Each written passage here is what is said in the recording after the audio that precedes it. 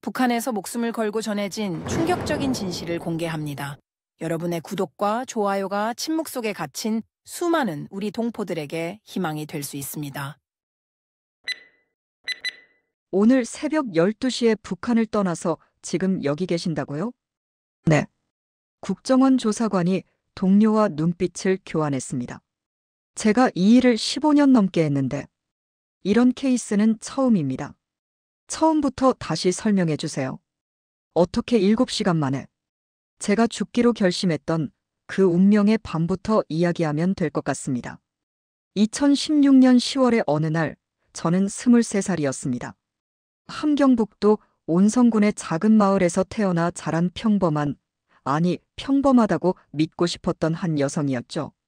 하지만 그날 아침 저는 제 인생에서 가장 큰 결정을 내렸습니다. 살기 위해 죽음을 각오하기로 한 것입니다.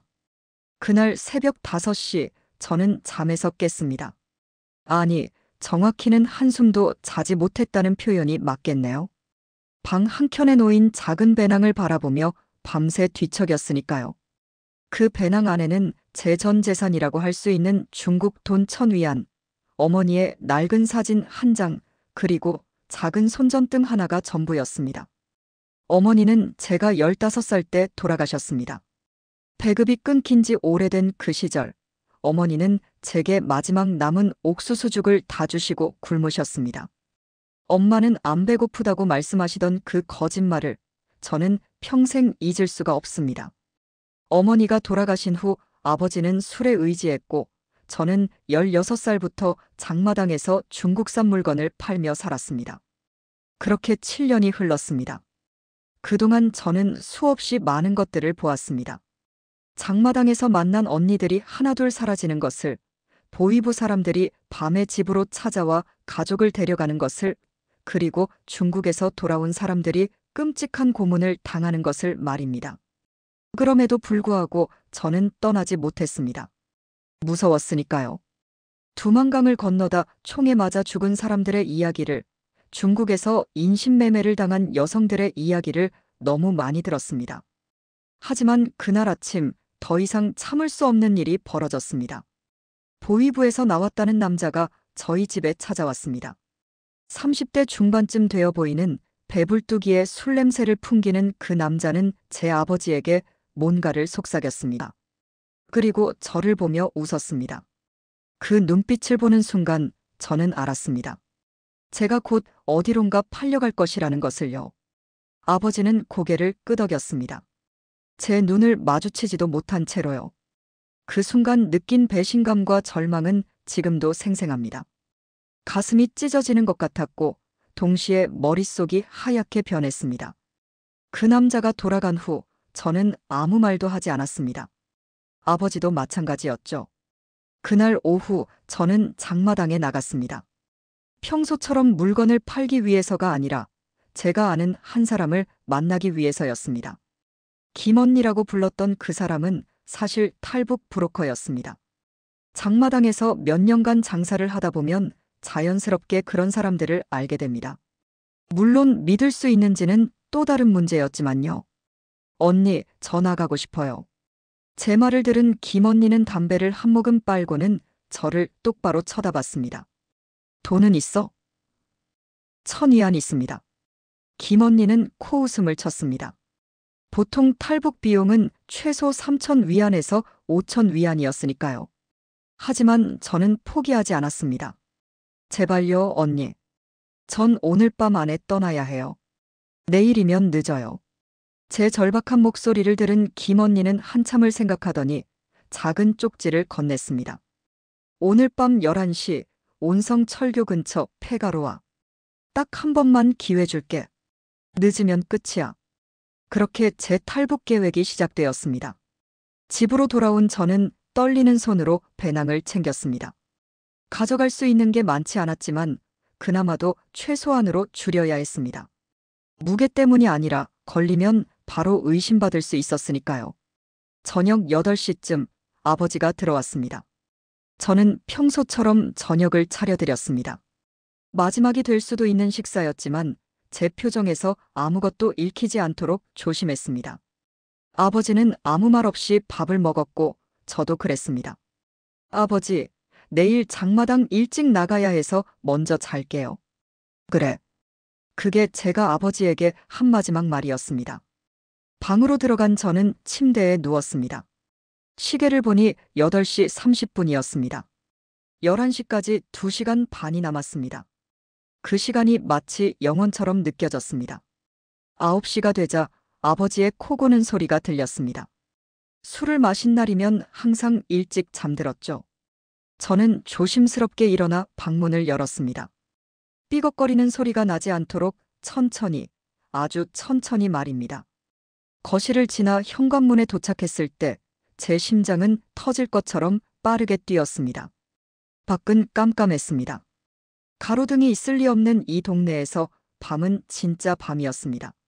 손전등을 켜고 싶었지만 참았습니다. 혹시라도 누가 볼까 봐요. 제 눈이 어둠에 익숙해지기를 기다리며 저는 천천히 걷기 시작했습니다. 온성 철교까지는 약 3km 거리였습니다.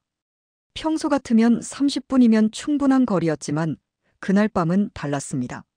초소를 피해야 했고 순찰대를 조심해야 했습니다. 저는 뒷골목과 논두렁을 따라 걸었습니다. 발밑에서 무언가가 바스락거릴 때마다 심장이 내려앉았습니다. 1시간쯤 걸었을까요? 멀리서 불빛이 보였습니다. 초소였습니다. 저는 숨을 죽이고 풀숲에 엎드렸습니다.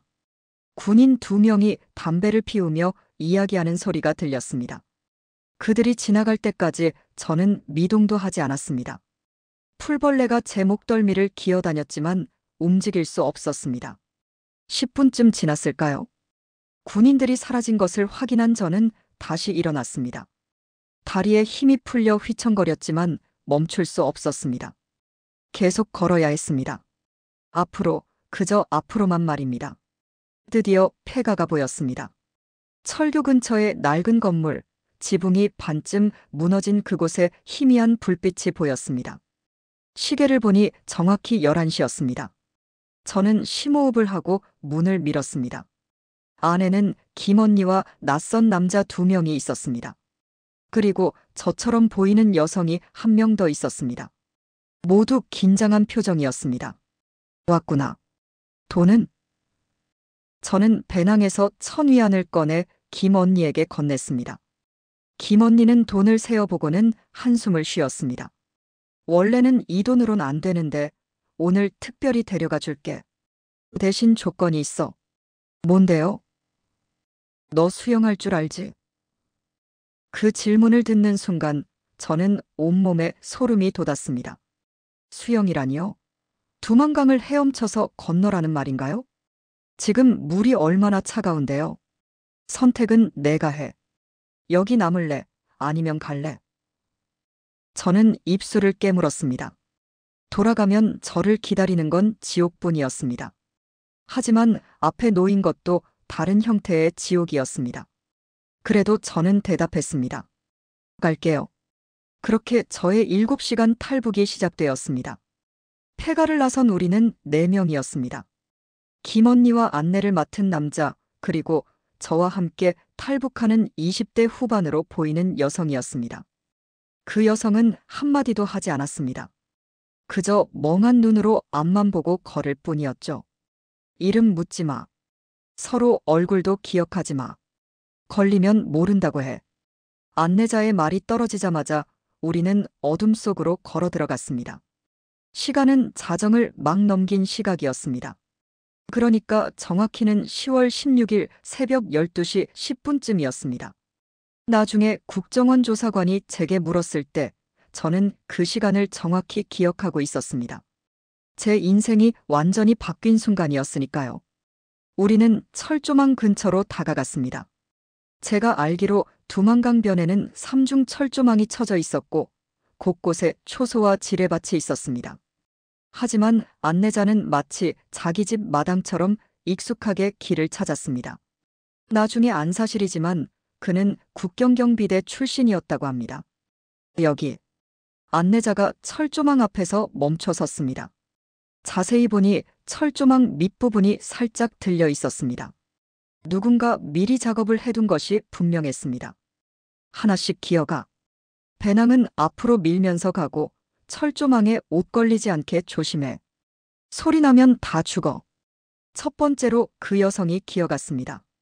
배낭을 앞으로 밀며 철조망 밑을 빠져나가는 모습이 마치 뱀 같았습니다. 이어서 제 차례가 왔습니다. 땅에 엎드린 순간 차가운 흙의 감촉이 온몸으로 전해졌습니다.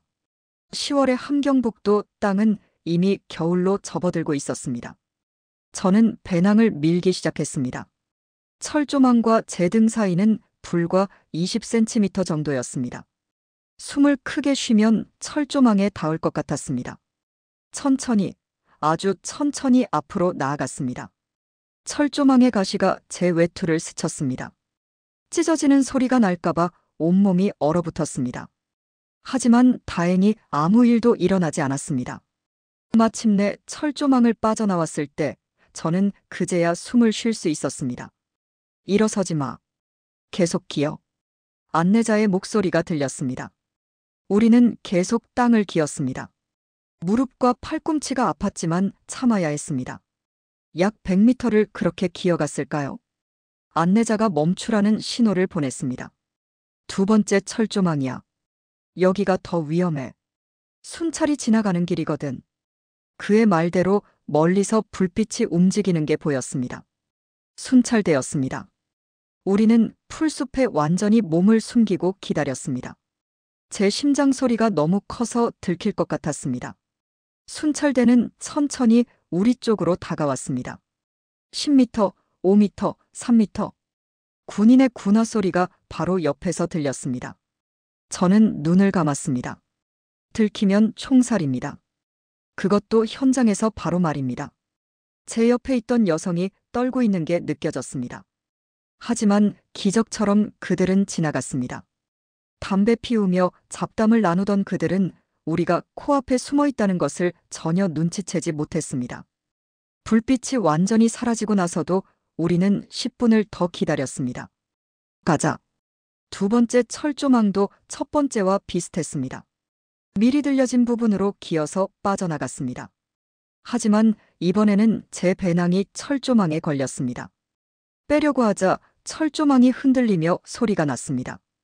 찰랑, 찰랑. 안내자가 돌아보며 눈을 부라렸습니다. 저는 식은땀이 흘렀습니다. 배낭을 버리고 가야 하나. 하지만 그 안에는 제 전부가 들어 있었습니다. 저는 최대한 천천히 소리가 나지 않게 배낭을 빼냈습니다. 30초가 30분처럼 느껴졌습니다. 마침내 배낭을 빼낸 저는 재빨리 철조망을 빠져나왔습니다. 안내자는 아무 말 없이 다시 앞장섰습니다. 세 번째 철조망까지는 큰 문제 없이 통과했습니다. 이제 남은 건 두만강이었습니다. 강둑에 도착했을 때 시간은 새벽 2시쯤이었습니다. 달이 없는 밤이라 강물은 검은 괴물처럼 보였습니다. 흐르는 소리가 으르렁거리는 것처럼 들렸습니다. 물 온도는 5도쯤 될 거야. 들어가면 온몸이 마비될 거고 10분 안에 건너지 못하면 저체온증으로 죽어. 헤엄칠 줄 안다고 했지? 안내자의 질문에 저는 고개를 끄덕였습니다. 사실 수영이라고 하기엔 민망한 수준이었습니다. 어릴 때 여름이면 개천에서 물장구 치던 게 전부였으니까요. 하지만 지금은 죽으림을 다해야 할 수밖에 없었습니다. 옷은 최대한 벗어. 물에 젖으면 무거워져서 가라앉아. 배낭은 비닐로 꽁꽁 싸매고 머리 위로 들고 가. 우리는 안내자의 지시대로 겉옷을 벗었습니다. 속옷 차림이 된 우리는 10월의 차가운 바람에 벌써부터 떨었습니다. 배낭은 여러 겹의 비닐봉지로 싸맸습니다. 중국 쪽 강둑에 보면 노란 표지판이 있어. 그쪽으로 헤엄쳐. 거기 도착하면 중국 땅이야. 근데 조심해. 중국 경비병도 있어. 걸리면 북송이야. 알았지? 네. 그럼 가. 둘이 같이. 저와 그 여성은 서로를 바라봤습니다. 그녀의 눈에서 두려움이 보였습니다. 아마 제 눈도 똑같았을 겁니다. 하지만 우리는 동시에 고개를 끄덕이고 강물로 들어갔습니다. 발이 물에 닿는 순간 전기에 감전된 것 같았습니다. 차가운 정도가 아니었습니다. 뼈를 깎는 듯한 고통이었습니다. 무릎까지 들어갔을 때는 숨을 쉴 수가 없었습니다. 가슴까지 들어갔을 때는 심장이 멈춘 것 같았습니다. 계속 움직여. 멈추면 죽어. 안내자의 목소리가 들렸습니다. 저는 다리를 움직이기 시작했습니다. 배낭을 머리 위로 든 채 강물을 헤쳐나갔습니다. 옆을 보니 그 여성도 필사적으로 헤엄치고 있었습니다. 50m쯤 갔을까요? 갑자기 물살이 세졌습니다. 제 몸이 옆으로 떠내려갔습니다. 필사적으로 팔다리를 움직였지만 속도가 나지 않았습니다. 온몸의 감각이 사라지고 있었습니다. 손가락을 움직이는지 안 움직이는지도 모르겠었습니다. 이대로 죽는 건가? 그 생각이 머리를 스쳤습니다. 하지만 그때 어머니의 얼굴이 떠올랐습니다. 배낭 속 사진 속의 그 얼굴이요. 저는 이를 악물었습니다. 여기서 죽을 수 없었습니다. 다리를 더 세게 찼습니다. 팔을 더 빠르게 저었습니다. 온몸에 마지막 힘을 쥐어짜냈습니다. 노란 표지판이 점점 가까워졌습니다. 70m, 80m, 90m. 마침내 발이 땅에 닿았습니다. 중국 땅이었습니다. 저는 기어서 강둑으로 올라왔습니다. 온몸이 파들파들 떨렸습니다. 입술은 파래져 있었고 손가락은 감각이 없었습니다. 하지만 살아 있었습니다. 두만강을 건넌 것입니다. 옆을 보니 그 여성도 강둑에 쓰러져 있었습니다.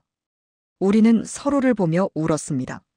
눈물이 멈추지 않았습니다. 기쁨의 눈물인지 슬픔의 눈물인지 두려움의 눈물인지 알 수 없었습니다. 아마 셋 다였을 겁니다. 하지만 쉴 시간은 없었습니다. 저 멀리서 불빛이 보였습니다. 중국 경비병이었습니다. 우리는 재빨리 옷을 입고 숲속으로 뛰어들었습니다. 배낭에서 꺼낸 옷은 축축했지만 입지 않을 수 없었습니다. 시계를 보니 새벽 3시였습니다. 두만강을 건너는데 이래저래 1시간이나 걸린 것입니다. 하지만 아직 끝이 아니었습니다. 진짜 위험은 지금부터였습니다.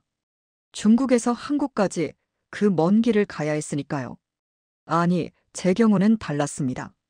지금 생각해보면 믿을 수 없는 일이지만 저는 그날 7시간 만에 한국에 도착했습니다. 어떻게 그게 가능했냐고요? 지금부터 그 이야기를 해드리겠습니다. 중국 땅에 발을 디딘 저는 숨을 고르며 주변을 살폈습니다. 깜깜한 숲속에서 제 옆에 여성과 저는 서로의 존재만으로 위안을 삼았습니다. 하지만 그것도 잠시 멀리서 개 짖는 소리가 들렸습니다. 중국 공안의 수색견이었습니다. 빨리 움직여야 해. 그 여성이 처음으로 입을 열었습니다. 목소리가 떨렸지만 단호했습니다. 우리는 배낭을 메고 숲속을 달리기 시작했습니다. 나뭇가지가 얼굴을 핥히고 돌에 발이 채였지만 멈출 수 없었습니다. 개 짖는 소리가 점점 가까워졌습니다. 한 15분쯤 달렸을까요? 갑자기 앞에 도로가 나타났습니다. 포장된 도로였습니다. 북한에서는 상상도 못할 깨끗한 아스팔트였죠. 하지만 도로를 건너는 순간 우리는 완전히 노출될 수밖에 없었습니다. 저기, 그 여성이 도로 건너편을 가리켰습니다. 작은 건물이 보였습니다. 창문에서 희미한 불빛이 새어나왔습니다. 우리는 서로를 보며 고개를 끄덕이고 도로를 가로질렀습니다. 뛰어서가 아니라 최대한 자연스럽게 걸으면서요. 이 시간에 달리는 사람은 오히려 더 의심을 받을 테니까요. 건물에 도착한 우리는 뒷문으로 숨어들었습니다. 알고 보니 그곳은 작은 식당이었습니다. 새벽 장사 준비를 하는지 안에서 소리가 들렸습니다. 우리는 식당 뒤편의 쓰레기통 옆에 몸을 숨겼습니다. 이제 어떡하지? 그 여성이 물었습니다. 저도 막막했습니다.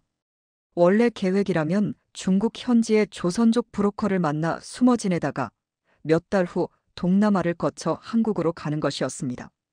하지만 그럴 돈도 연락처도 없었습니다. 바로 그때였습니다. 식당 뒷문이 열리며 한 남자가 나왔습니다. 50대쯤 되어 보이는 조선족으로 보이는 남자였습니다. 그는 담배에 불을 붙이다가 우리를 발견했습니다. 너희들. 우리는 얼어붙었습니다. 도망칠 곳도 없었습니다. 남자는 우리를 위아래로 훑어보더니 한숨을 쉬었습니다. 또 넘어온 애들이구나. 들어와, 빨리. 그는 우리를 식당 안으로 데려갔습니다. 주방 한 구석에 앉힌 후 따뜻한 물을 건네주었습니다. 저는 그제야 제가 얼마나 떨고 있었는지 깨달았습니다. 컵을 잡은 손이 덜덜 떨렸습니다. 이름은 묻지 않을게. 어디서 왔는지도 묻지 않아. 하지만 한 가지만 물을 거야. 너희 한국 가고 싶지? 우리는 동시에 고개를 끄덕였습니다. 남자는 시계를 보더니 뭔가를 고민하는 표정을 지었습니다. 오늘 새벽 6시에 선양으로 가는 트럭이 있어. 내 조카가 운전하는 거야. 거기 태워보낼 수는 있어. 선양이요? 거기서 비행기 타면 한국 갈 수 있어. 물론 돈이 있어야 하고 가짜 여권도 있어야 하지. 제 가슴이 철렁 내려앉았습니다. 돈도 없고 여권은 더더욱 없었습니다. 하지만 남자는 계속 말했습니다. 내가 아는 사람이 있어. 긴급 상황에서 도와주는 사람인데. 그 대신 조건이 까다로워. 너희 중국어 할 줄 알아? 조금요. 장마당에서 중국 사람들과 거래하면서 배운 기초적인 중국어가 있었습니다. 그 여성도 고개를 끄덕였습니다. 좋아. 그럼 가능할 수도 있어. 잠깐만 기다려. 남자는 휴대전화를 꺼내 누군가에게 전화를 걸었습니다. 빠른 중국어로 뭔가를 설명했습니다. 통화는 5분쯤 이어졌습니다. 끊고 나서 그는 우리를 봤습니다. 운이 좋네. 오늘 마침 비행기 자리가 있대. 근데 조건이 있어. 뭔가요? 너희가 한국 도착하면 이 사람들한테 꼭 연락해야 해. 그리고 도와준 사람들 이름을 절대 말하면 안 돼. 약속할 수 있어. 우리는 주저없이 고개를 끄덕였습니다. 선택의 여지가 없었습니다. 남자는 다시 전화를 걸었고 곧 모든 게 정해졌습니다. 트럭이 30분 후에 온대. 그때까지 여기 있어. 절대 밖에 나가지 마. 그렇게 우리는 식당 주방에서 30분을 기다렸습니다. 남자는 우리에게 뜨거운 국수를 끓여주었습니다. 제 인생에서 먹어본 것 중 가장 맛있는 국수였습니다. 배가 고파서가 아니라 살았다는 안도감 때문이었을 겁니다. 새벽 5시 30분쯤 트럭이 도착했습니다. 젊은 조선족 남자가 운전석에서 내렸습니다. 그는 우리를 보더니 눈썹을 치켜 올렸습니다. 이 애들이요? 그래. 선양까지 부탁한다. 알겠습니다, 삼촌. 우리는 트럭 짐칸에 올라탔습니다. 거기에는 채소 상자들이 가득했습니다. 운전사는 우리를 상자 사이 공간에 숨기고 위에 더 많은 상자를 쌓았습니다. 우리는 완전히 보이지 않게 되었습니다. 숨소리 내지 마. 검문소 3곳 지나갈 거야. 트럭이 출발했습니다. 좁은 공간에서 저와 그 여성은 숨을 죽였습니다. 트럭은 덜컹거리며 달렸습니다. 시간이 얼마나 지났을까요? 첫 번째 검문소에 도착한 것 같았습니다. 트럭이 멈췄습니다. 어디 가는 거야? 선양이요? 채소 납품하러요. 뒤 좀 볼게. 심장이 멎는 줄 알았습니다. 짐칸 문이 열리는 소리가 들렸습니다. 누군가 상자를 건드리는 소리가 났습니다. 저는 숨도 쉬지 않았습니다. 됐어, 가. 기적적으로 통과했습니다. 두 번째, 세 번째 검문소도 비슷했습니다. 매번 심장이 터질 것 같았지만 우리는 발각되지 않았습니다. 4시간쯤 달렸을까요? 트럭이 멈췄습니다. 상자들이 치워지고 햇빛이 들어왔습니다. 우리는 선양에 도착했습니다. 빨리 내려. 우리는 트럭에서 내렸습니다. 도시였습니다. 빌딩과 자동차 그리고 수많은 사람들이 있었습니다. 북한에서는 상상도 못할 풍경이었습니다. 저기 봐.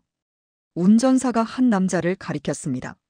40대 정도의 조선족 남자가 우리를 향해 걸어왔습니다. 그는 우리를 빠르게 훑어보고는 고개를 끄덕였습니다. 따라와. 우리는 그를 따라 주차장으로 갔습니다. 거기에 검은색 승용차가 있었습니다. 차에 타자마자 남자는 봉투 2개를 건넸습니다. 여권이야.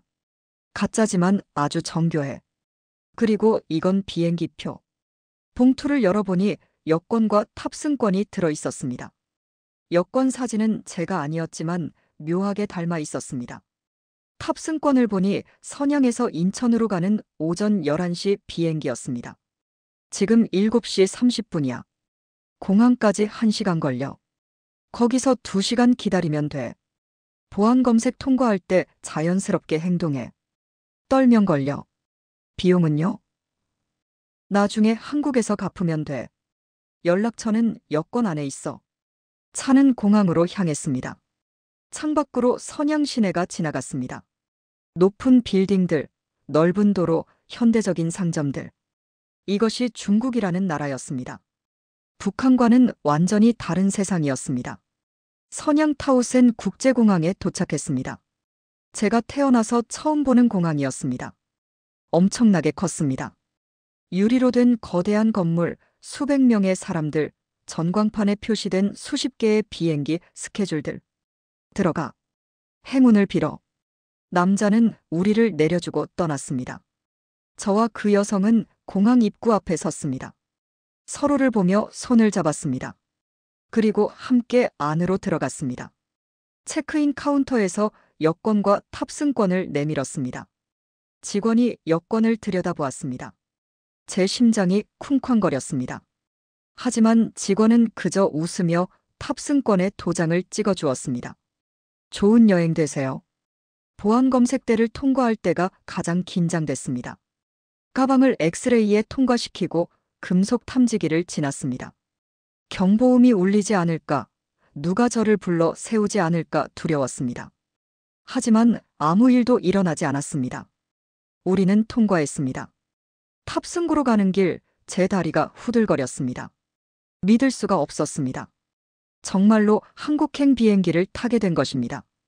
불과 10시간 전만 해도 북한의 작은 마을에 있었는데 지금은 중국 공항에서 비행기를 기다리고 있다니요. 우리 정말 가는 거야? 그 여성이 물었습니다. 저는 고개를 끄덕였습니다. 네, 가는 거예요. 한국으로요. 우리는 탑승구 의자에 앉아 비행기를 기다렸습니다. 주변의 사람들은 아무도 우리에게 관심이 없었습니다. 그저 스마트폰을 보거나 책을 읽거나 커피를 마실 뿐이었습니다. 이렇게 평범한 일상이 저에게는 너무나 낯설었습니다. 오전 10시 40분쯤 탑승 안내방송이 나왔습니다. 우리는 줄을 서서 비행기에 올랐습니다. 제 인생 첫 비행기였습니다. 좁은 복도를 지나 좌석에 앉았습니다. 창가 자리였습니다. 비행기가 움직이기 시작했습니다. 활주로를 달리다가 점점 속도를 냈습니다. 그리고 떠올랐습니다. 제 몸이 공중에 뜬 것입니다. 창밖을 보니 선양 시내가 점점 작아졌습니다. 구름 위로 올라가자 새하얀 세상이 펼쳐졌습니다. 비행 시간은 2시간이었습니다. 그 시간 동안 저는 한숨도 자지 못했습니다. 너무 떨렸습니다. 꿈인지 현실인지 구분이 안 됐습니다. 옆자리의 그 여성도 마찬가지였습니다. 우리는 가끔 서로를 보며 눈빛을 주고받았습니다. 우리 정말 살았어라고 말하듯이요. 오후 1시 30분쯤 기장의 안내방송이 나왔습니다. 승객 여러분, 곧 인천국제공항에 착륙하겠습니다. 인천, 대한민국, 한국. 제 눈에서 눈물이 흘렀습니다. 참으려 했지만 참을 수 없었습니다. 북한을 탈출한 지 고작 13시간 만에, 선양에서부터는 7시간 만에 저는 한국 땅을 밟게 된 것입니다. 비행기가 착륙했습니다. 바퀴가 땅에 닿는 순간의 그 충격을 저는 평생 잊지 못할 것입니다. 물리적인 충격이 아니라 감정적인 충격이었습니다. 정말로 한국에 온 것입니다. 자유의 땅에 말입니다. 승객들이 하나둘 일어나 짐을 챙겼습니다. 저와 그 여성도 일어났습니다. 다리가 후들거렸지만 걸어야 했습니다. 비행기에서 내려 공항 건물로 들어갔습니다. 엄청나게 큰 공항이었습니다. 선양공항보다 훨씬 더 컸습니다. 입국 심사라는 표지판이 보였습니다. 줄을 서서 기다렸습니다. 제 차례가 왔을 때 저는 가짜 여권을 내밀었습니다. 심사관이 여권을 확인했습니다. 컴퓨터에 뭔가를 입력했습니다. 그리고 저를 쳐다봤습니다. 잠시만요. 심사관이 전화기를 들었습니다. 누군가에게 뭔가를 말했습니다. 제 심장이 쿵쾅거렸습니다. 걸린 건가? 여기서 끝나는 건가? 잠시 후 2명의 남자가 나타났습니다. 정장을 입은 40대 남자들이었습니다. 그들은 저를 조용히 바라보더니 말했습니다. 저희와 함께 가주시겠습니까? 저는 고개를 끄덕였습니다. 선택의 여지가 없었습니다. 그들은 저를 공항 안쪽의 작은 사무실로 데려갔습니다. 그 여성도 함께였습니다. 사무실에는 테이블과 의자가 있었습니다. 한 남자가 말했습니다. 저희는 국가정보원에서 나왔습니다. 긴장하지 마세요. 여러분을 해칠 생각은 없습니다. 다만 몇 가지 질문을 하겠습니다. 국가정보원, 국정원, 북한에서도 들어본 이름이었습니다. 남한의 정보기관이라고 알고 있었습니다. 이름이 뭡니까? 저는 제 진짜 이름을 말했습니다. 그 여성도 마찬가지였습니다. 북한에서 왔습니까? 네. 언제 북한을 떠났습니까? 어제. 아니, 오늘 새벽이요. 남자가 눈썹을 치켜 올렸습니다. 오늘 새벽이라고요? 몇 시예요? 새벽 12시쯤이요. 남자는 시계를 봤습니다. 오후 2시였습니다. 그는 동료를 쳐다봤습니다. 둘 다 믿을 수 없다는 표정이었습니다. 그러니까 오늘 새벽 12시에 북한을 떠나서 지금 여기 있다는 말입니까? 네. 어떻게 왔습니까? 구체적으로 설명해 주세요. 저는 모든 것을 설명했습니다. 온성에서 두만강을 건넌 것, 중국 식당 주인을 만난 것, 트럭을 타고 선양으로 간 것, 그리고 비행기를 탄 것까지 말입니다. 말하는 동안 두 남자는 메모를 했습니다. 두만강을 몇 시에 건넜습니까? 새벽 2시쯤이요. 선양에는 몇 시에 도착했습니까? 아침 8시 반쯤이요. 남자가 계산기를 두드렸습니다. 그리고 동료와 눈빛을 교환했습니다. 북한 온성에서 출발해서 인천까지 14시간 만에 왔다는 말씀이시군요. 중국 선양에서부터는 고작 7시간밖에 안 걸렸어요. 네. 믿기 어렵군요.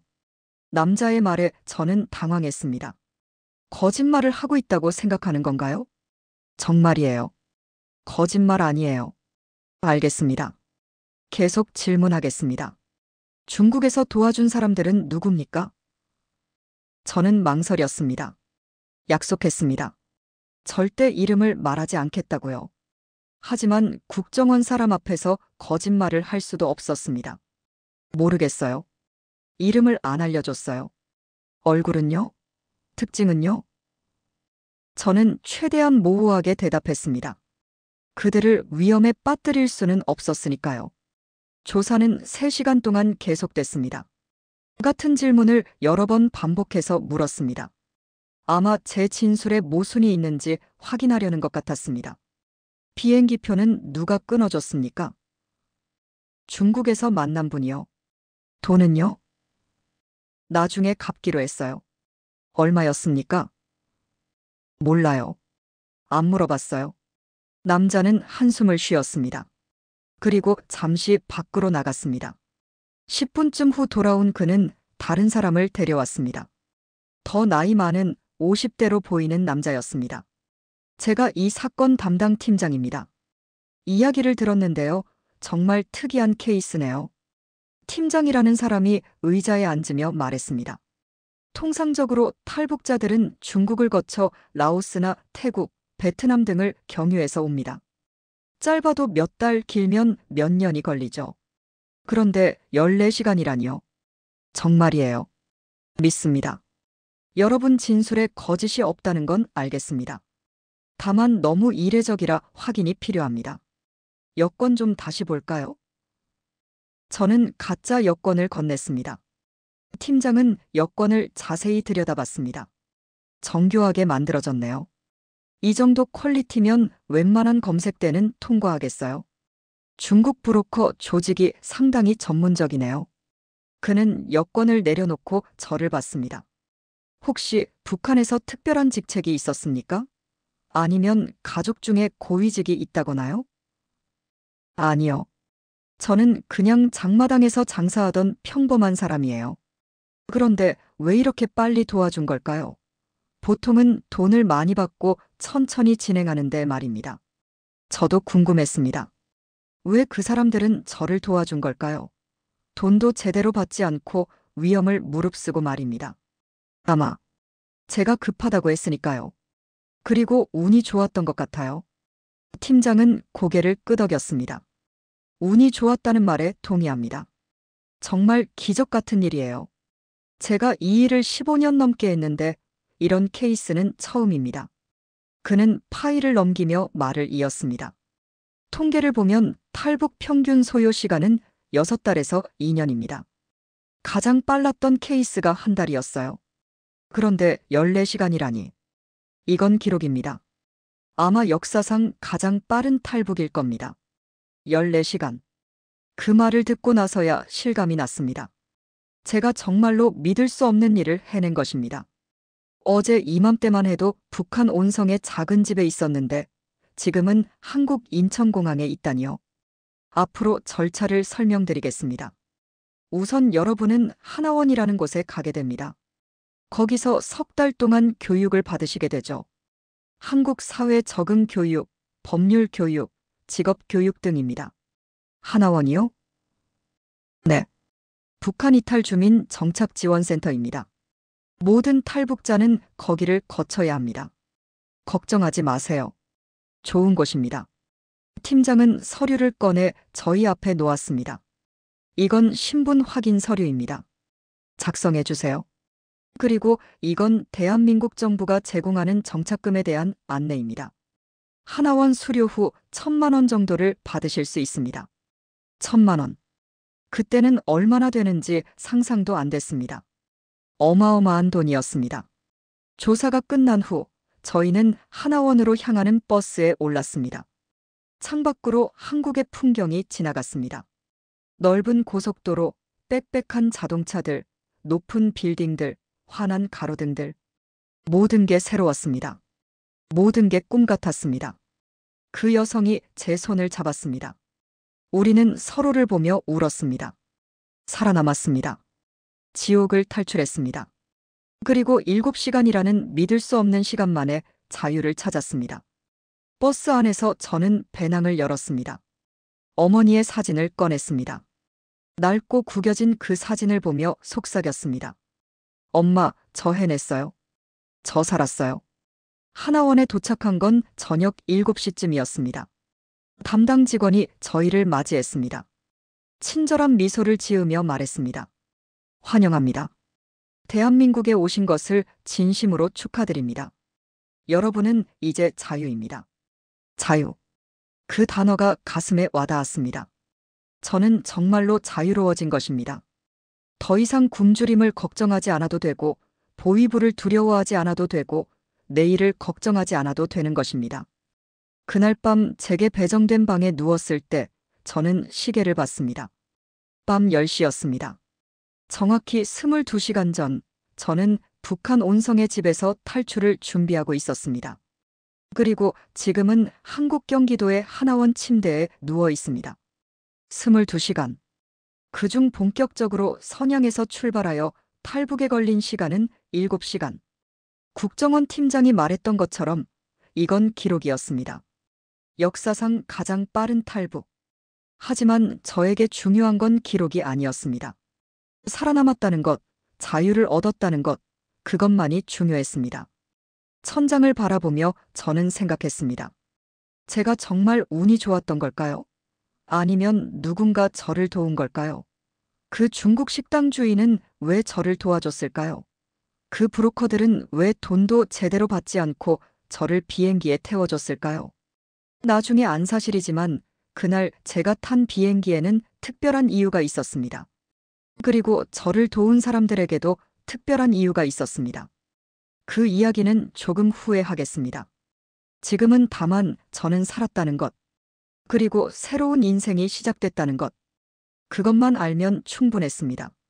하나원에서의 첫날 아침은 낯설었습니다. 아니, 낯설다는 표현으로는 부족했습니다. 마치 다른 행성에 온 것 같았습니다. 아침 6시에 일어나 식당으로 갔을 때 저는 그곳에 차려진 음식을 보고 멈춰 섰습니다. 흰 쌀밥, 김치, 된장찌개, 구운 생선, 계란말이, 나물 반찬들. 이런 식사를 마지막으로 한 게 언제였을까요? 아마 어머니가 살아계실 때였을 겁니다. 북한에서는 이런 밥상을 보는 것조차 꿈이었으니까요. 드세요. 많이 드셔도 돼요. 직원의 말에 저는 숟가락을 들었습니다. 밥을 한 숟가락 떠서 입에 넣는 순간 눈물이 났습니다. 참으려고 했지만 참을 수 없었습니다. 이렇게 맛있는 밥을 이렇게 배불리 먹을 수 있다니요. 식사 후에는 오리엔테이션이 있었습니다.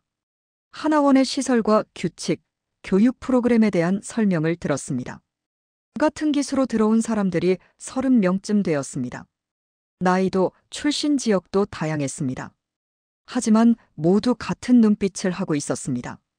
살아남았다는 안도감과 앞으로 어떻게 살아야 할지 모르는 막막함이 섞인 눈빛이요.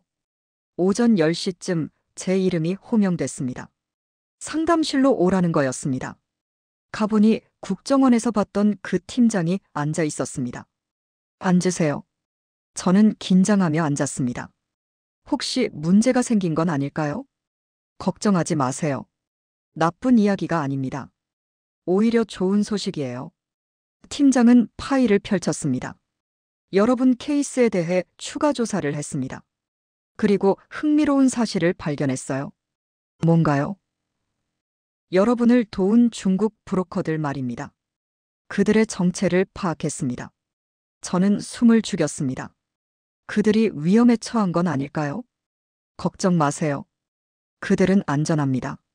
오히려 우리가 그들에게 감사해야 할 사람들이에요. 팀장은 사진 한 장을 꺼냈습니다.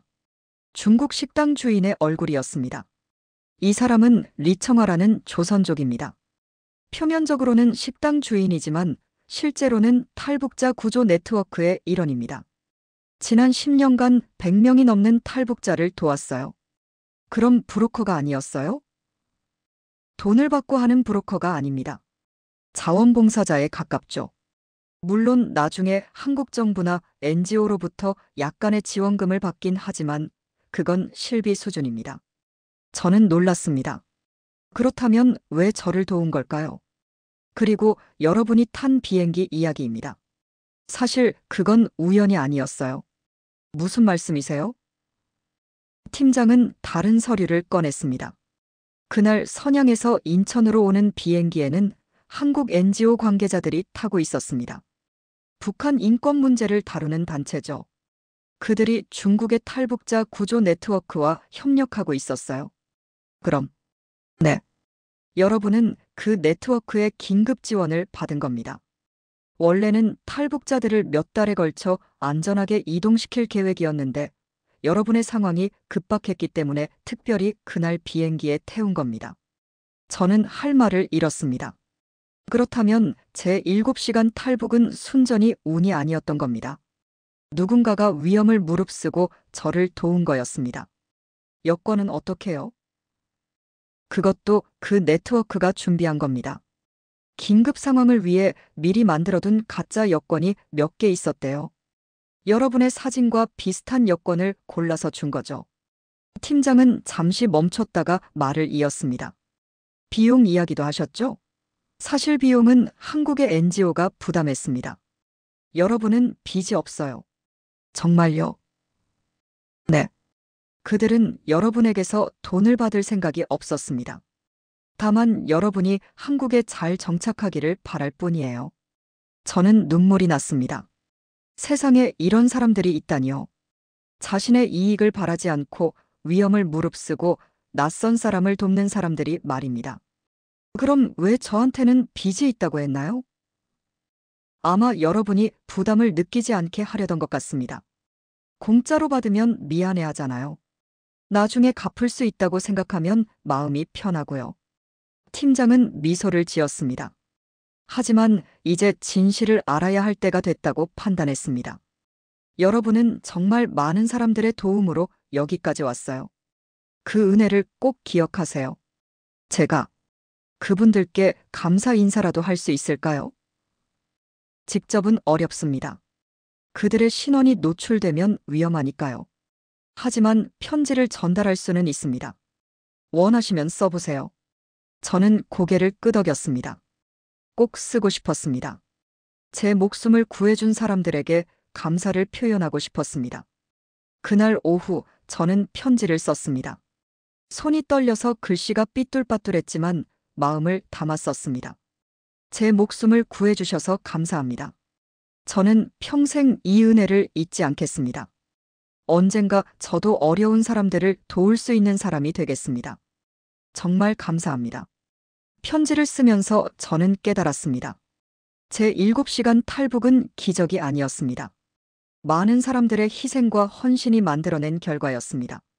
리청아 씨와 그의 조카, 브로커들, NGO 관계자들, 그리고 이름도 모르는 수많은 사람들이 저를 위해 움직였던 것입니다. 하나원에서의 생활은 빠르게 흘러갔습니다. 매일 아침 8시부터 오후 5시까지 수업이 있었습니다. 한국 사회 이해, 법률 교육, 취업 교육, 컴퓨터 교육 등 배워야 할 게 산더미였습니다. 가장 어려웠던 건 컴퓨터였습니다. 북한에서는 컴퓨터를 만져본 적이 없었으니까요. 마우스를 잡는 것도 키보드를 치는 것도 모든 게 낯설었습니다. 하지만 선생님들이 친절하게 가르쳐 주셨습니다. 천천히 하세요. 누구나 처음엔 어려워요. 한국어 교육도 있었습니다. 같은 언어지만 북한과 남한의 표현이 많이 달랐습니다. 북한에서는 동무라고 했지만 여기서는 친구라고 했습니다. 편지가 아니라 문자를 보냈고 텔레비전이 아니라 TV라고 불렀습니다. 2달쯤 지났을 때 저는 그 여성을 다시 만났습니다. 함께 탈북했던 그 사람이요.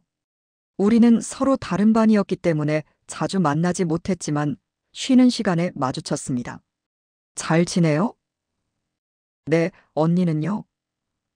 저도요. 믿어져요. 우리 정말 여기 있는 거. 우리는 웃었습니다. 2달 전 두만강을 건너던 그 밤이 마치 꿈처럼 느껴졌습니다. 하지만 분명한 현실이었습니다. 국정원에서 들었어요? 우리 도와준 사람들 이야기. 네. 정말 놀라웠어요. 저 편지 썼어요. 언니도 쓰세요. 이미 썼어요. 어떻게 감사를 표현해야 할지 모르겠더라고요. 우리는 그날 오래 이야기를 나눴습니다.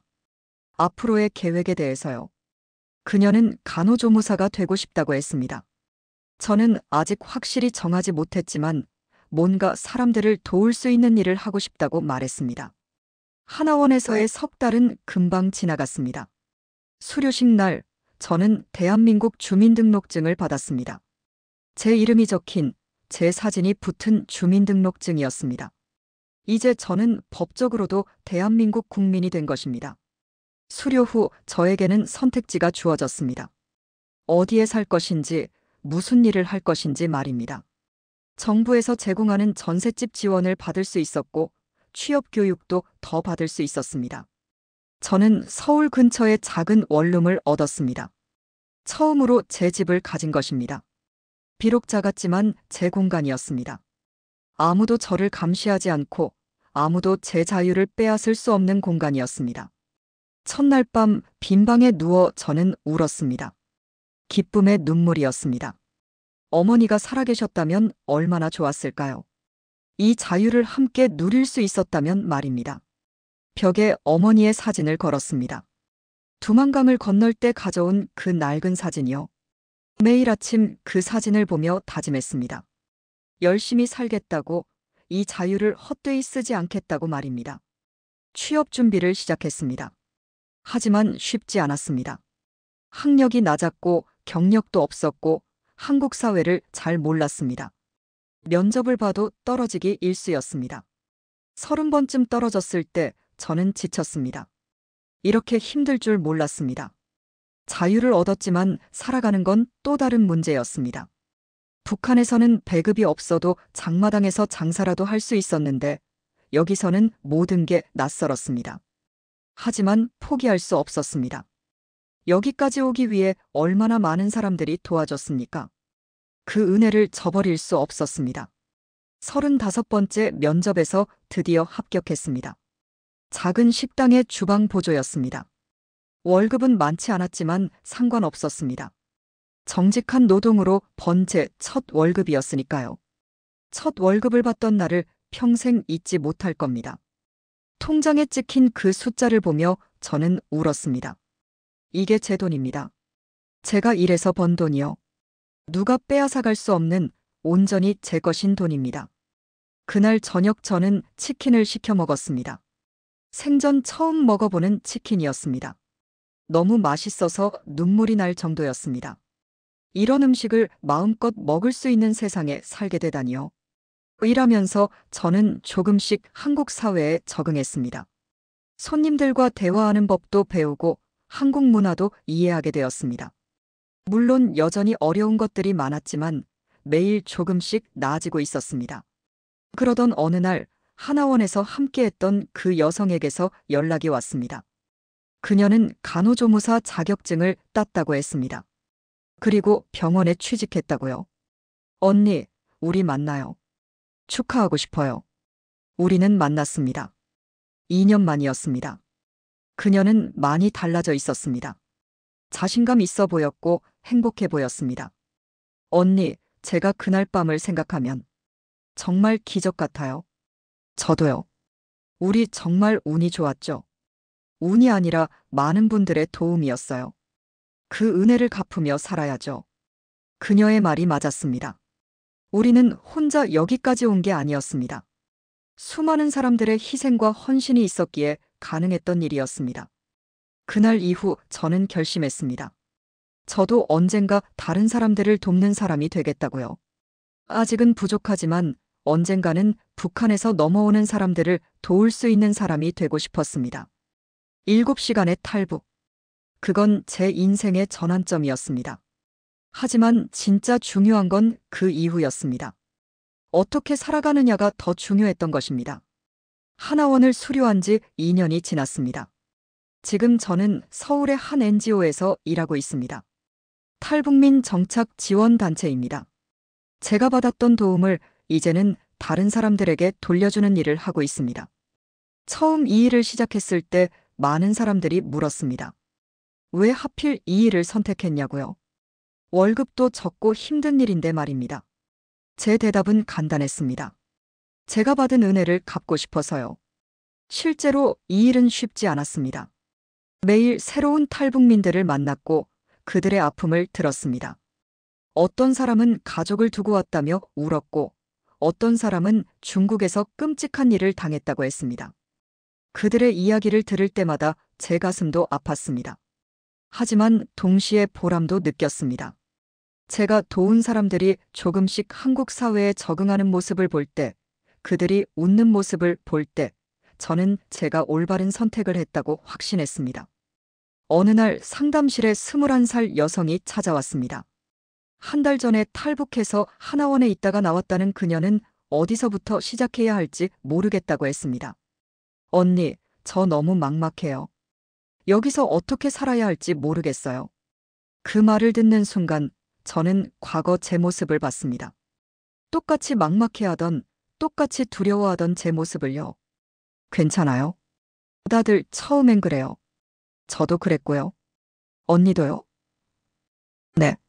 저도 수도 없이 넘어지고 수도 없이 울었어요. 하지만 포기하지 않았죠. 저는 그녀에게 제 이야기를 들려줬습니다. 7시간 만에 탈북한 이야기, 하나원에서의 생활, 그리고 지금까지의 과정을 말입니다. 그녀는 눈을 반짝이며 들었습니다.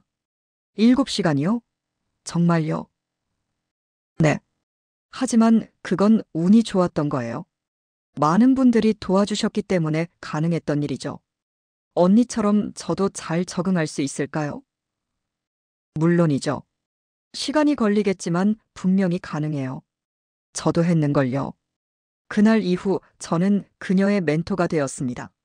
정기적으로 만나 이야기를 나누고 어려움이 있을 때마다 도왔습니다.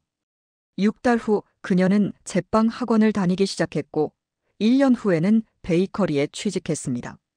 언니 덕분이에요. 그녀가 첫 월급으로 케이크를 사왔을 때 저는 울컥했습니다. 이게 바로 제가 하고 싶었던 일이었습니다. 누군가의 인생에 작은 변화를 만드는 것, 희망을 주는 것 말입니다.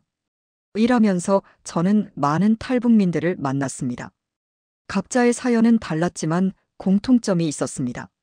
모두 더 나은 삶을 원했고 자유를 갈망했다는 것입니다. 어떤 사람은 정치범 수용소에서 탈출했다고 했습니다. 어떤 사람은 가족을 잃고 혼자 왔다고 했습니다. 어떤 사람은 중국에서 10년을 숨어 살다가 왔다고 했습니다. 제 7시간 탈북은 그들에 비하면 정말 기적 같은 일이었습니다. 하지만 저는 깨달았습니다. 중요한 건 얼마나 빨리 왔느냐가 아니라 여기서 어떻게 사느냐라는 것을요. 자유를 얻는 것도 중요하지만 그 자유를 어떻게 사용하느냐가 더 중요했습니다. 3년쯤 지났을 때 저는 리청아 씨를 만날 기회가 있었습니다. NGO에서 중국 네트워크 관계자들과 회의가 있었는데 그분도 참석하신 것입니다. 기억하세요? 5년 전 새벽에 식당 뒤에서 숨어 있던 여자요. 리청아 씨는 잠시 생각하더니 눈을 크게 떴습니다. 아, 그때 그 애구나. 잘 있었어? 네, 덕분에 잘 살고 있어요. 정말 감사해요. 내가 한 건 별로 없어. 내가 용기 있게 선택한 거지. 우리는 오래 이야기를 나눴습니다. 그분은 지난 6년간 150명이 넘는 탈북자를 도왔다고 했습니다. 제가 그중 한 명이었던 것입니다. 왜 이런 일을 하세요? 위험하잖아요.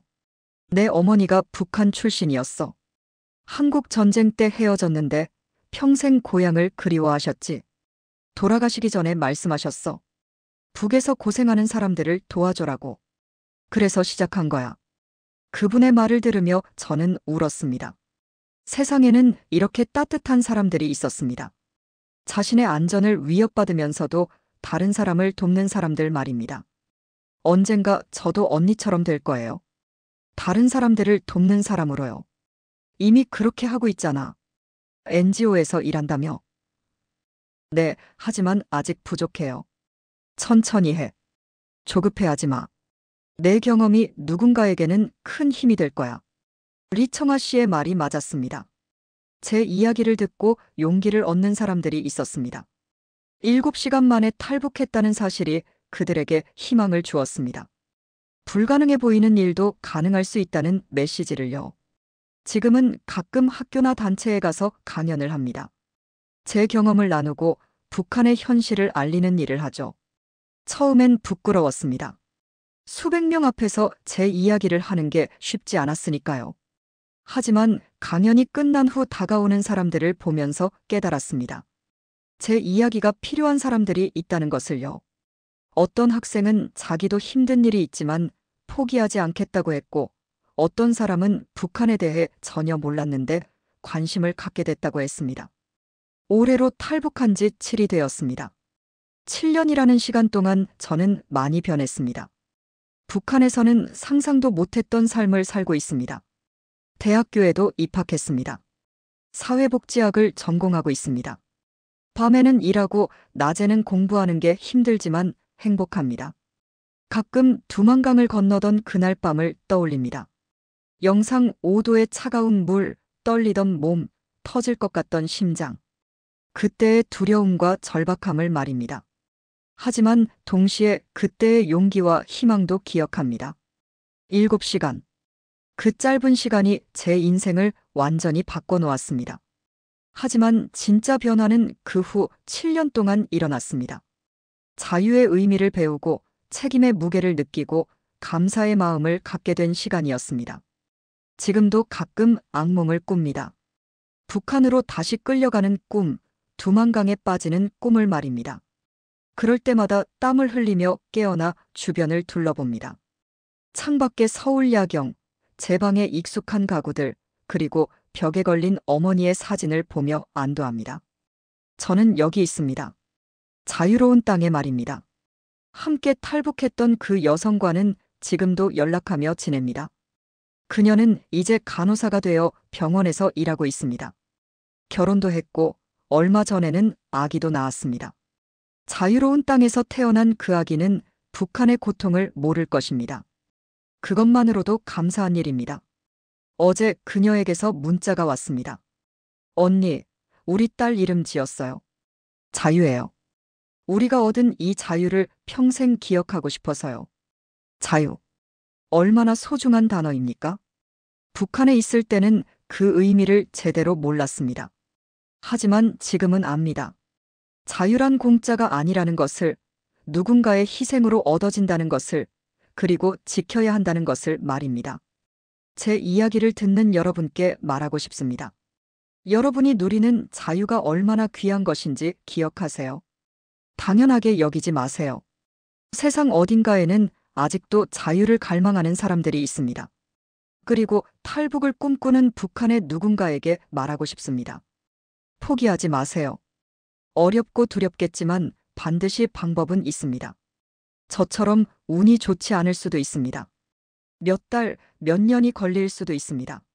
하지만 포기하지 않는다면 언젠가는 자유를 얻을 수 있습니다. 오늘도 저는 사무실에 출근합니다. 새로운 탈북민을 상담하고 정착을 돕고 희망을 나누는 일을 할 것입니다. 제가 받은 도움을 다른 사람들에게 전하면서 말입니다. 7시간의 기적. 사람들은 그렇게 부릅니다. 하지만 저는 압니다. 그건 기적이 아니라 많은 사람들의 사랑이었다는 것을요. 리청아 씨, 그의 조카, 브로커들, NGO 관계자들, 그리고 이름도 모르는 수많은 분들의 희생이었다는 것을 말입니다. 이제 제가 그 사랑을 전할 차례입니다. 누군가의 7시간이 될 수도 있고 7년이 될 수도 있습니다. 그게 얼마나 걸리든 상관없습니다. 중요한 건 포기하지 않는 것, 희망을 잃지 않는 것입니다. 오늘 밤 저는 어머니의 사진 앞에 앉아 말할 것입니다. 엄마, 저 잘 살고 있어요. 자유롭게, 행복하게 살고 있어요. 그리고 다른 사람들도 돕고 있어요.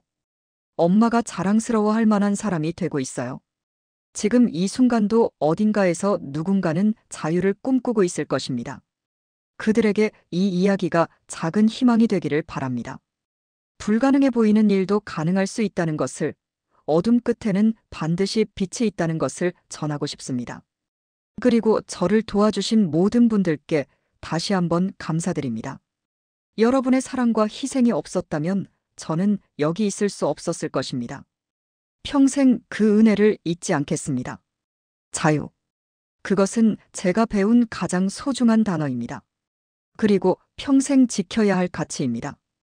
끝까지 들어주신 따뜻한 마음을 가진 여러분이야말로 진정한 애국자입니다.